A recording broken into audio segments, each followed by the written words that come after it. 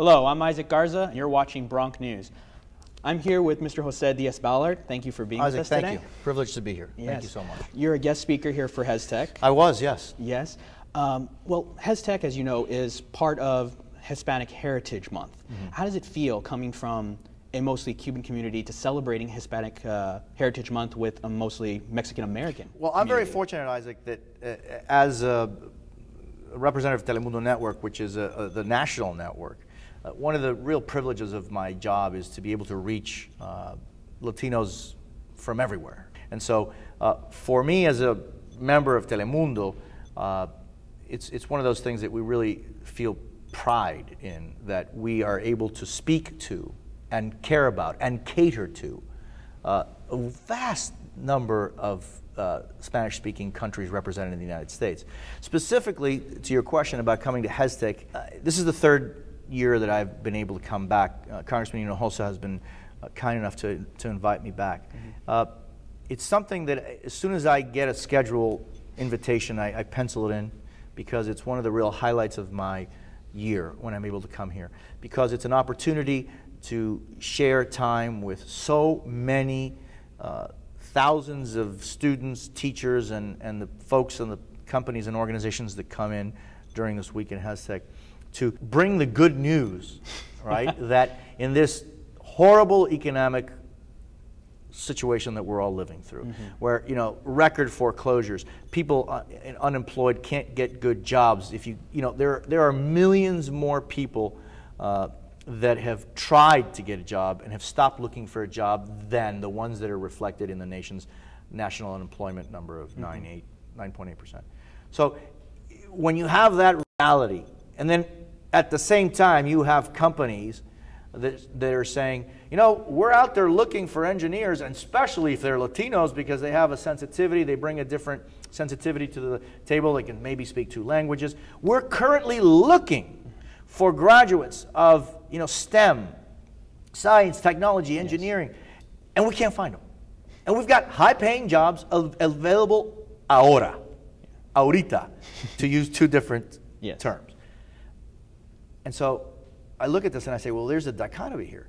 There's a dreadful economic situation, and at the same time, there are companies looking for Latinos if they hire, if they graduate from these fields. So for me to be able to come here and scream as loud as I can, listen, you know, parents, students, and teachers, please, you know, celebrate this great story, and if students could you know, consider those fields as an incredible lifelong career possibility in front of them. For the 3 years, how has the response been to all your presentations? Oh no, it's not about me. It's not about me. The response is that I like to see is a response by teachers and students. You know, and go to these events. You know, Education Week and the events on the weekend. And, you know, thousands of people coming out here today in the Congressional Roundtable.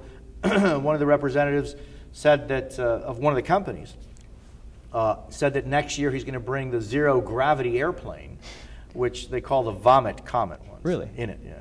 And what it is they do zero-gravity parabolas, they're called, and they go up and down, and then when they go up the airplane, there's a minute when the airplane goes boop, and then that's zero gravity. So all of a sudden you're sitting there and you go, woo, and you're in zero gravity. You literally are in space. I see people getting involved and excited, and kids and teachers saying, wow, the zero-gravity airplane's coming. You know what I mean? I mean, there's so many cool things. The astronaut's going to be here whose parents were field workers, and he was a field worker. You know, there but for the grace of God go I. You were one of the first reporters in the nation to have both Spanish and English in the newscast. I'm lucky enough, I'm lucky enough that I was the first, and I unfortunately, which is embarrassing to me, I think I'm still the only guy who has done Spanish language and English language shows in the same time. The fact that there are not many, or I dare say none, Latinos that are working in English and in Spanish, because I think there's in journalism there are some who think, oh, if I start in Spanish, I'll do the crossover to English. You know, it's like, oh, I will reach the promised land in English. And you know, I did that. I went from Spanish to English, and then I went back to Spanish. And so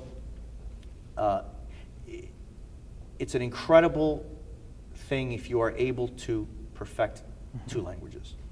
And it gives you choice in life, and it gives you another field that, you know, if things happen in one language, you've got the other language. And that you can't learn that in one day or 1 year. You've got to make that a life's mission, to say, I'm going to perfect two languages, and I'm going to not let the two languages bleed into each other so I don't speak either English or Spanish well. If you can perfect both languages and work towards it, and read in both languages and write in both languages, it's a wonderful thing. And you know what? That is going to be the status quo in the future in this country. You know, if you can speak both languages and you can express yourself in both languages and work in television and radio or print in both languages, you're certainly going to be much more appealing an employee than the person that can only do one language well. You've won numerous awards, 2 Emmys, nominated for another 2 Emmys. You were named most influential Hispanic in the nation by Hispanic magazine. Yes. Did you ever see this coming? I believe that the privilege that one could have, the best recognition and the best award one can have, is to do a job well done. If you're satisfied with the work you're doing, if you think you're good enough, you think that your work today is as good as you could have done it, if you didn't slack off even in one thing on the job you're doing, that's the most important recognition you can have. And the second one, for someone like me that's got 25 years in television in both English and Spanish, the moment that someone in an airport, in la bodega, in la farmacia, says, hey, job well done, that's what we do. That's why we do it. Not for the award, not for the incentive of, you know, Hispanic, most influential Hispanic. Those are really nice things to say. Lo que importa, what's really important in life, I feel, is to do your 100% best. Every story, every letter, every word you write, every single word you write, that's the last word. You should think, I'm going to write this as if this was the last word I'll ever write in my life.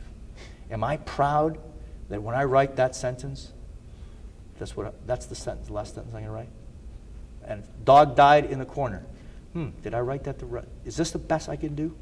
Take it seriously and make sure that every word, every expression, every thought can help someone or can educate someone or at least can inform them, and that you're doing the best job. That's the best award you'll ever get. The award that you receive every single minute of your day when you say, I cannot do better than this because this is the best I can do.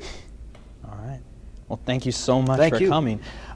This has been Isaac Garza with Mr. Jose Diaz Balart. I'd rather, this is Mr. Isaac Garza with Jose Diaz Balart. Let's do that. All right? You're the Mr., I'm just the regular Jose. Thank you, buddy. Thank you so much. You've been watching Bronc News.